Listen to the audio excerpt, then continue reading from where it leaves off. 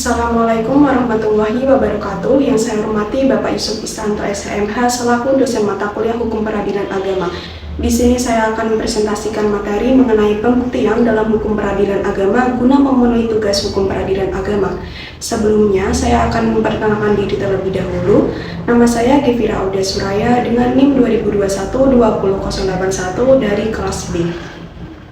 Yang pertama, saya akan menjelaskan mengenai pengertian pembuktian. Pembuktian dalam ilmu hukum adalah suatu proses baik dalam acara perdata maupun pidana di mana dengan menggunakan alat-alat bukti yang sah dilakukan tindakan dengan prosedur khusus untuk mengetahui suatu fakta atau pernyataan, khususnya fakta atau pernyataan yang dipersengketakan di pengadilan, yang diajukan dan dinyatakan oleh salah satu pihak dalam proses pengadilan itu benar atau tidak seperti dinyatakan. Pengertian pembuktian menurut istilah bahasa Arab berasal dari kata al-bayyinah yang artinya suatu yang menjelaskan. Ibnu Al-Qayyim Al-Jauziyah yang dalam kitabnya At-Turuq Al-Hukmiyah mengartikan bayyinah sebagai segala sesuatu atau apa saja yang dapat mengungkapkan dan menjelaskan kebenaran sesuatu. Pembuktian adalah meyakinkan hakim tentang kebenaran dalil atau dalil-dalil yang dikemukakan dalam suatu persengketaan.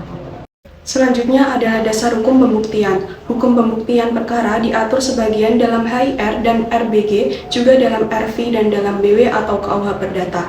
Untuk lingkungan peradilan agama diatur dalam Undang-Undang Nomor 7 Tahun 1989 yang diperbarui dengan Undang-Undang Nomor 3 Tahun 2006 dan revisi kedua Undang-Undang Nomor 50 Tahun 2009.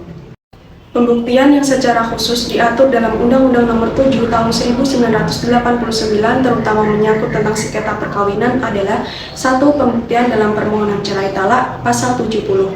2. Pembuktian dalam gugatan perceraian didasarkan atas alasan salah satu pihak mendapat pidana penjara pasal 74.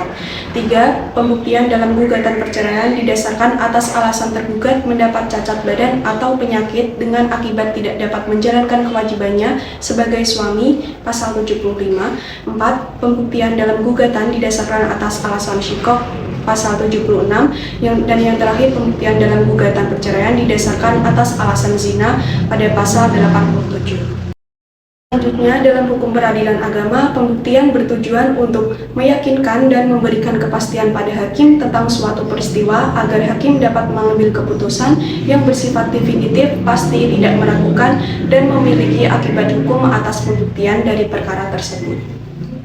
Selanjutnya adalah pembebanan pembuktian. Diatur dalam pasal 163 HIR atau 283 RBG yang menyatakan beban pembuktian dibebankan kepada pihak yang berkepentingan, tidak hanya kepada penggugat tetapi bisa juga kepada tergugat, yakni ketika tergugat menyangkal dalil gugatan. Selain itu, beban pembuktian diatur dalam jurisprudensi Mahkamah Agung nomor 985K/SIP/1971 yang menyatakan pihak yang mengajukan suatu dalil ia harus membuktikan dalilnya untuk menggugurkan dalil lawan. Selanjutnya, alat bukti dalam hukum peradilan agama menurut pasal 164 HIR adalah sebagai berikut. Yang pertama, alat bukti surat. 2. Keterangan saksi. 3. Persangkaan hakim. 4. Pengakuan. 5. Sumpah. Yang pertama adalah alat bukti surat. Alat bukti surat adalah alat bukti yang terkuat atau paling tinggi kedudukannya. Alat bukti surat dibagi menjadi dua, yaitu yang pertama adalah akta. Akta adalah suatu tulisan yang memang dengan sengaja dibuat untuk dijadikan bukti tentang suatu peristiwa dan ditandatangani. Menurut pasal 1867 KUH Perdata atau BW, akta dibagi menjadi dua, yaitu akta autentik dan akta di bawah tangan. Yang kedua, bukan akta. Pengertiannya yaitu tulisan yang tidak sengaja dijadikan alat bukti tentang suatu peristiwa dan atau tidak ditandatangani oleh pembuatnya. Yang termasuk dalam surat bukan akta yaitu salinan, fotokopi, kutipan, dan lain-lain. Alat bukti yang kedua adalah keterangan saksi. Keterangan saksi yaitu alat bukti yang diberitahukan secara lisan dan pribadi oleh saksi yang tidak merupakan pihak dalam perkara tersebut. Diatur dalam KUH Perdata pasal 1895 sampai 1912.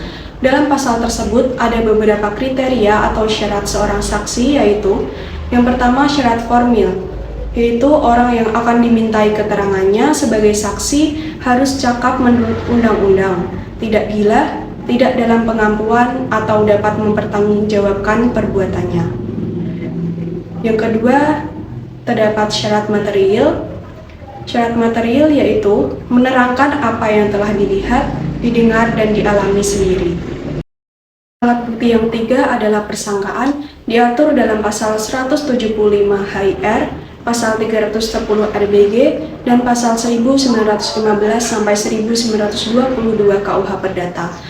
Alat bukti persangkaan termasuk dalam alat bukti tidak langsung atau indirect evidence karena alat bukti tersebut tidak diajukan secara fisik, melainkan dengan cara menyimpulkan dari peristiwa-peristiwa hukum yang terjadi dalam persidangan. Macam-macam persangkaan. Yang pertama, terdapat persangkaan menurut hakim, yaitu kesimpulan hakim yang ditarik atau sebagai hasil dari pemeriksaan sidang. Yang kedua, terdapat persangkaan menurut undang-undang. Pengertiannya yaitu persangkaan berdasarkan suatu ketentuan khusus undang-undang yang dihubungkan dengan perbuatan atau peristiwa tertentu. Alat bukti yang keempat adalah pengakuan, diatur dalam pasal 1923 sampai 1928 BW atau KUH Perdata. Alat bukti persangkaan dalam hukum peradilan agama disebut al-qarinah.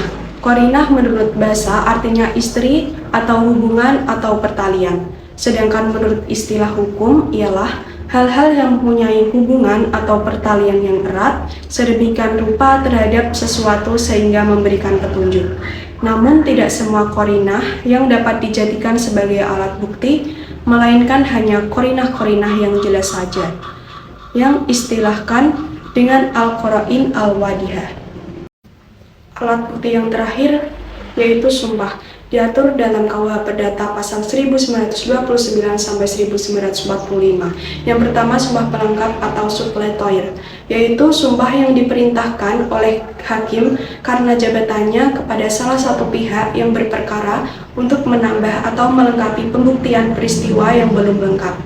Yang kedua, terdapat sumpah pemutus yang bersifat menentukan atau decisor, yaitu sumpah yang dibebankan atas permintaan salah satu pihak kepada lawannya yang bertujuan untuk menyelesaikan suatu perkara. Yang ketiga, terdapat sumpah penaksiran atau aestimatoire saticit, adalah sumpah yang diperintahkan oleh hakim karena jabatannya kepada penggugat untuk menentukan jumlah uang ganti rugi yang dituntutnya. Namun demikian, beberapa pendapat mengatakan jika alat bukti sebagaimana diatur dalam pasal 165 R tersebut dirasa kurang dapat memberikan kekuatan dan kejelasan pada hakim, maka pembuktian dapat dilakukan dengan cara lain, yaitu yang pertama pemeriksaan setempat, yaitu pemeriksaan mengenai perkara oleh hakim yang dilakukan di luar gedung tempat kedudukan pengadilan agar hakim memperoleh gambaran atau keterangan tentang peristiwa-peristiwa yang menjadi sengketa. Yang kedua yaitu keterangan ahli, yaitu keterangan dari seseorang yang memiliki keahlian khusus terhadap suatu hal yang sedang dipersengketakan atau diperkarakan guna membuat terang suatu peristiwa hukum. Selanjutnya terdapat kriteria al-qara'in al-wadihah sebagai alat bukti, yaitu yang pertama qarinah yang karena demikian jelas dan meyakinkan tidak akan patut lagi dibantah oleh manusia normal atau berakal, dapat dikategorikan sebagai qarinah wadihah dan dapat dijadikan dasar pemutus walaupun hanya atas satu qarinah wadihah tanpa didukung oleh bukti lainnya. Yang kedua yaitu semua persangkaan menurut undang-undang di lingkungan peradilan umum sepanjang tidak jelas bertentangan dengan hukum Islam dapat dianggap sebagai qarinah wadihah. Yang ketiga yaitu qarinah lain-lainnya tidak termasuk qarinah wadihah, dan tidak termasuk alat bukti. Demikian beberapa materi yang dapat saya presentasikan. Kurang lebihnya mohon maaf. Wassalamualaikum warahmatullahi wabarakatuh.